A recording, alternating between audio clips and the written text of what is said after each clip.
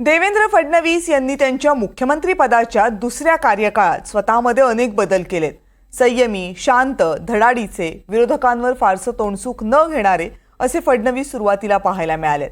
फडणवीसांनी राज्य कारभार करताना सुद्धा एक सगळ्यात महत्त्वाचा बदल करायचा ठरवला, तो म्हणजे भ्रष्टाचार खपवून घेणार नाही. त्यामुळेच फडणवीस आधीच्या सरकारच्या अनेक निर्णयांचा सध्या फेरआढावा घेत आहेत. सगळ्या मंत्र्यांचे निर्णय मुख्यमंत्री फडणवीस मायक्रोस्कोप खालून तपासून घेत आहेत आणि यासाठीच फडणवीसांकडे अजून काही मंत्र्यांच्या OSD आणि PNची नावं पडू नयेत. स्वतः फडणवीसांनीच ही माहिती दिली आहे. जे फिक्सर्स आहेत, दलाल आहेत, भ्रष्टाचारी आहेत, त्यांना फडणवीसांच्या कारभारामध्ये नो एंट्री आहे. मात्र या फिक्सर्सवरून राज्यातलं राजकारण कसं रंगलंय बघूया. ज्यांची नावं चुकीच्या कामामध्ये इन्व्हॉल्ड आहेत त्यांना मी मान्यता देणार नाही. कोणी नाराज झालं तरीही मी अशाला मान्यता देणार नाही. मुख्यमंत्री फडणवीस फुल ॲक्शन मोडमध्ये आहेत. कोणी भ्रष्टाचार करण्याचा विचार जरी केला तरी त्याची खैर नाही आणि कोणी दलाली केलीच तर त्याची गय नाही. भ्रष्टाचाराबद्दल फडणवीसांचं एकच धोरण, झिरो टॉलरन्स. म्हणूनच फडणवीसांनी OSD PM बाबत घेतलेल्या धोरणावर माणिकराव कोकाटेंनी बोट ठेवलं तेव्हा फडणवीसांनी माणिकरावांना चांगलंच खडसावलं. या राज्यामध्ये आपल्या सर्वांच्या आशीर्वादाने खूप अतिशय उत्कृष्ट असं काम झालं आणि थम्पिंग मेजॉरिटीने या ठिकाणी आम्ही निवडून आलो.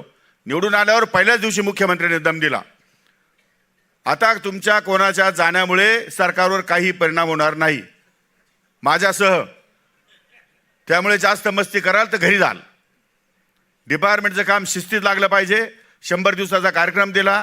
आमचे PS आणि OSD सुद्धा मुख्यमंत्री ठरवतात, हे पण सांगतो तुम्हाला. असं आहे, पहिली गोष्ट माणिकराव कोकाटेंना कदाचित माहिती नसेल, PS आणि OSD नेमण्याचा अधिकार हा मुख्यमंत्र्याचाच आहे. त्याचा प्रस्ताव मंत्री मुख्यमंत्र्याकडे पाठवतात आणि मुख्यमंत्री त्याच्यावर अंतिम निर्णय करतात. हे काही नव्याने होत नाही. मी कॅबिनेटमध्ये स्पष्टपणे सांगितलं होतं, तुम्हाला पाहिजे ती नावं पाठवा, पण त्या नावांमध्ये ज्यांची नावं फिक्सर म्हणून, ज्यांची नावं चुकीच्या कामामध्ये इन्व्हॉल्ड आहेत त्यांना मी मान्यता देणार नाही. माणिकरावांना दम देऊन फडणवीस थांबले नाहीत तर पुढे जाऊन किती OSD आणि PM मंजूर केले याची आकडेवारीच दिली. मुख्यमंत्री फडणवीसांनी PA OSDच्या 125 नावांपैकी 109 नावांना मंजुरी दिली. उरलेली 16 नावं फडणवीसांनी नामंजूर केलेत, कारण ते फिक्सर आहेत. आत्तापर्यंत माझ्याकडे 125च्या जवळपास नावं आली. त्यातली 109 नावं मी क्लिअर केलेली आहेत. उर्वरित नावं मी क्लिअर केली नाहीत, कारण कुठल्या ना कुठला आरोप त्यांच्यावर आहे, कुठली ना कुठली चौकशी चाललेली आहे किंवा मंत्रालयामध्ये त्यांच्याबद्दल परसेप्शन हे फिक्सरचं आहे.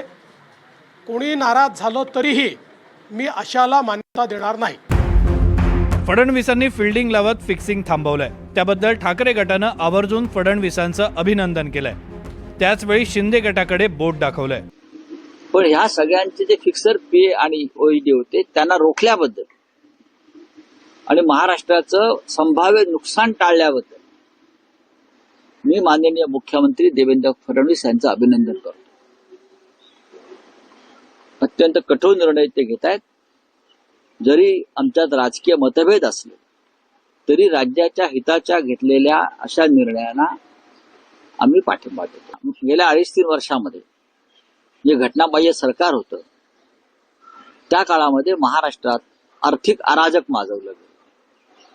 म्हणजे 500 कोटीचं टेंडर असेल तर ते 5,000 कोटीपर्यंत वाढवायची कामं आणि त्याचे कंत्राटदाराकडून, ठेकेदाराकडून टेंडर निघण्याआधीच, वर्क ऑर्डर निघण्याआधीच 500 कोटी 600 कोटी घेऊन मोकळा व्हायचं. अशा सगळ्या कामांना राज्याचे विद्यमान मुख्यमंत्री देवेंद्र भाऊ फडणवीस यांनी स्थगिती दिल्याचं आम्हाला समजलं. ही सुद्धा लूट महाराष्ट्राच्या तिजोरीची त्यांनी रोखलेली आहे. हे योग्य आहे. हे सगळे फिक्सरची जी नावं आहेत ती शिंदे गटाकडून, मंत्र्यांकडून गेली सगळं. तसं नसेल तर माननीय मुख्यमंत्र्यांनी किंवा राज्याचे जे प्रशासकीय प्रमुख आहेत त्यांनी ते जाहीर, मी नावं देईन ना, माझ्याकडे नावं 16 जणांची आहेत. 16च्या 16 मंत्र्यांची वयस्ती 16 13 शिंद्यांचे आहेत आणि उरलेले जे आहेत ते अजित पवार गटाचे. पीए आणि ओएसडींची नेमणूक रखडल्याबद्दल शिंदे गटामध्ये नाराजी होती. मात्र पीए आणि ओएसडींच्या स्वच्छ चारित्र्याबद्दल मुख्यमंत्री ठाम राहिले. अखेर या निर्णयाचं स्वागत करण्याशिवाय शिंदे गटाकडे पर्याय राहिला नाही. मुख्यमंत्र्यांनी स्पष्ट भूमिका घेतलेली आहे की काही जे PSD किंवा PA किंवा PS यांच्याबाबत मंत्रालयामध्ये काही नाराजी असेल आणि ते वेगळ्या प्रकारचं काम करत असेल जेणेकरून सरकारवर त्या माध्यमातून जर विरोधी पक्षाच्या वतीनं ताशेरे ओढले जात असेल तर अशा काही लोकांना मंत्र्यांपासून लांब ठेवणं गरजेचं आहे आणि त्यामुळे मुख्यमंत्र्यांनी तो जर निर्णय घेतला असेल तर त्या निर्णयाचं मी स्वागत करतो. आता हे सगळं झालं आरोप प्रत्यारोपांबद्दल. मात्र हे फिक्सर्स दलालीवरून फडणवीसांनी एवढी कठोर भूमिका का घेतली आहे त्याची इनसाइड स्टोरी पाहूया. एकनाथ शिंदे मुख्यमंत्री असताना अनेक खात्यांमध्ये भ्रष्टाचाराचे आरोप झाले. धनंजय मुंडेंकडे असलेल्या कृषी मंत्रालयात, अब्दुल सत्तारांकडे असलेल्या पणन विभागामध्ये भ्रष्टाचाराचे आरोप झाले. दीपक केसरकरांकडे असलेल्या शालेय शिक्षण मंत्रालयात गणवेश खरेदी घोटाळ्याचे आरोप होते. तर SD महामंडळ असलेल्या गोगावलेंनीही हजारांच्या वर बसेस खरेदीचं दिलेलं कंत्राट वादग्रस्त ठरलं होतं. मुख्यमंत्री फडणवीसांना त्यांच्या सरकारमध्ये एकही वादग्रस्त मंत्री आणि भ्रष्टाचारी अधिकारी नकोय आणि म्हणूनच जिथून भ्रष्टाचाराची पहिली खिडकी सुरू होते त्या PA आणि OSDंच्या नियुक्तीबाबत फडणवीस प्रचंड काटेकोर आहेत. कुठल्याही परिस्थितीमध्ये भ्रष्टाचाराला थारा द्यायचा नाही अशा स्वरूपाची भूमिका मुख्यमंत्री देवेंद्र फडणवीसांनी घेतली आहे. विशेष म्हणजे तशा स्वरूपाच्या सूचना देखील अधिकाऱ्यांना केल्या गेल्या आहेत. यामुळे आपलं सरकार बहुमतामध्ये आहे आणि संपूर्ण योग्य पद्धतीने जे योग्य आहे तेच निर्णय घेण्याची मोकळीक आहे असंही फडणवीसांना संदेश द्यायचा आहे. आधीच्या सरकारपेक्षा आपण अधिक पुढील कालावधीमध्ये पारदर्शक आणि स्वच्छ कारभार चालू असाही संदेश फडणवीसांना जनतेला महायुतीच्या अंतर्गत नेत्यांना सुद्धा द्यायचा आहे. स्वच्छ आणि पारदर्शक कारभारासाठी फडणवीस आग्रही असतानाच आता पंतप्रधान मोदींनीही फडणवीसांना पाठबळ दिलंय. प्रशासनात पारदर्शकता, प्रामाणिकपणा आणि शिस्त आणण्यासाठी सर्व ते प्रयत्न करा. स्वच्छ प्रशासनासाठी कोणाचीही पर्वा करू नका अशा स्पष्ट सूचना पंतप्रधान मोदींनी फडणवीसांना दिलेल्या आहेत. भ्रष्टाचाराविरोधात आक्रमक असलेल्या मुख्यमंत्री फडणवीसांना आता खुद्द मोदींनीही फ्री हँड दिलाय. त्यामुळे पुढच्या काळात गतिमान विकसनशील महाराष्ट्राबरोबरच स्वच्छ आणि पारदर्शक कारभार करणारा महाराष्ट्र अशी नवी ओळख निर्माण व्हावी अशी जनतेची इच्छा आहे. Bureau report, NDTV Marathi, Mumbai.